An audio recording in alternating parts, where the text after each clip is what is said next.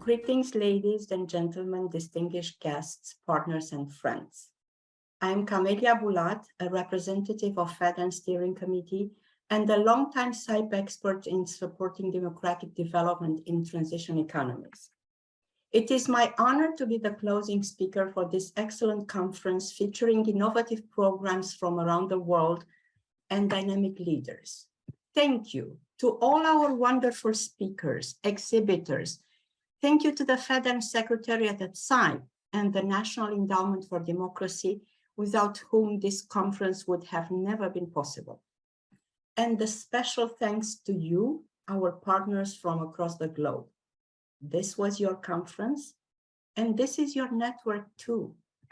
We, as a democracy and development community, have witnessed some complex challenges fold under recent years, and this conference provided a platform to collectively address these challenges. For instance, FEDN members and colleagues from around the globe emphasize the ways in which economic inequality is giving rise to populism. Democratic institutions and the rule of law are being systematically undermined, even in so-called traditional democracies, as described by speakers such as anti-corruption expert Soji Akpompa and SIPE's Frank Brown.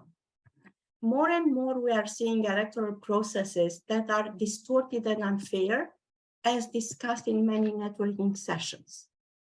Institutional fragility, declining confidence in social conventions, and increasing issues with disinformation are now so widespread that the very notion of truth itself is under attack, a major focus of chats throughout the conference.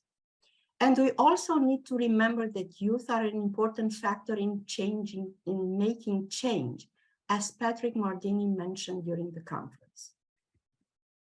The path to democratic reform and resilience is neither quick nor easy, and sustaining momentum, even for long-standing democracies, requires active engagement and vigilance. Despite the magnitude of these challenges faced, the insight and stories shared over these 2 days remind us all that with the proper determination and the right leaders, we can indeed make a difference together. As we have been discussed, doing so will call for 3 types of action. First, preventative action, requiring stakeholders across sectors to strengthen their institutional cultures and their democratic values and practices.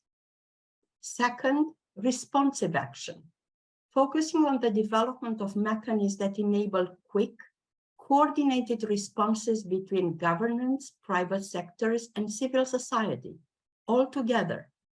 And third, restorative action, seeking windows of opportunities to lay the groundwork for a revival of democratic governance and sharing how we can all make things better.